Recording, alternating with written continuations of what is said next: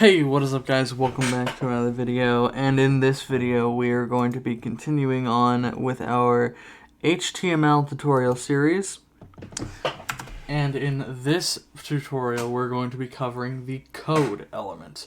Now the code element is an element that is used primarily, as the name implies, for displaying source code on a web page. Keep in mind that this is a single line element, so these can display single lines of code, but they are pretty useful in the event that you have,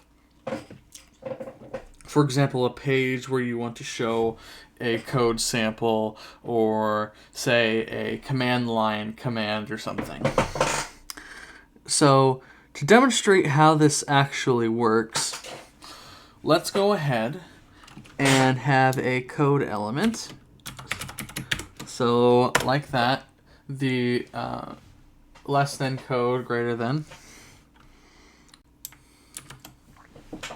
And in between these code elements, we can have pretty much anything, but generally speaking, it's going to be code, obviously, as the name of the tag implies.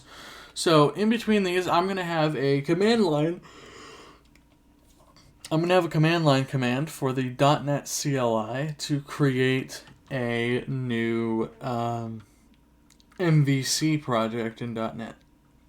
Alright, so .NET new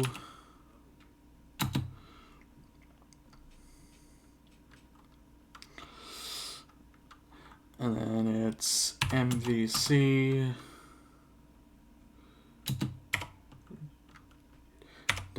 -O.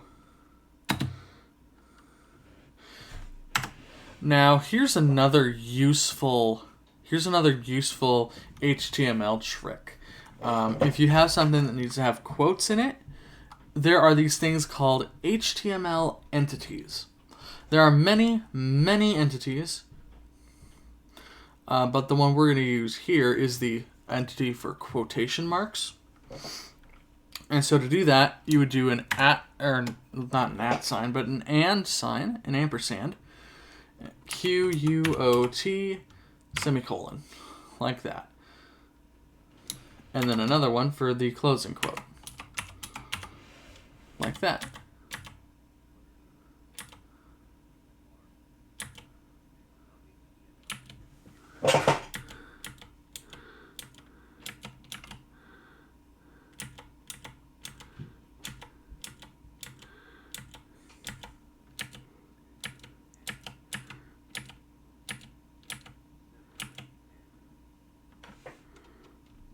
Okay, so in between here, we're then going to have,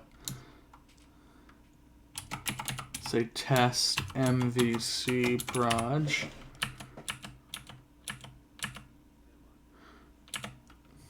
Okay, and then that. Okay.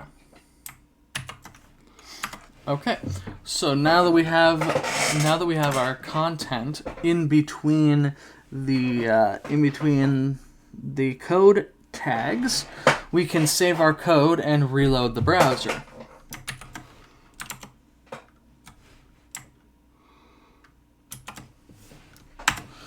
And now you can see the content of the page.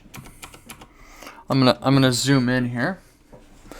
So if you take a look at the code here, there's something a little bit different about it than normal code, and that is the font is different. The font is a monospace font, which most source code editors use, and it's a good visual indication that this is a code example.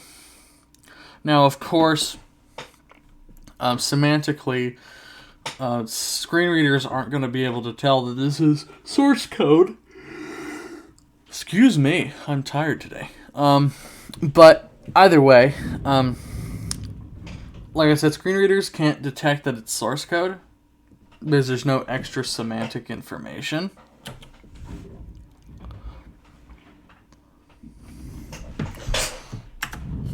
but it will read the code. It will read it.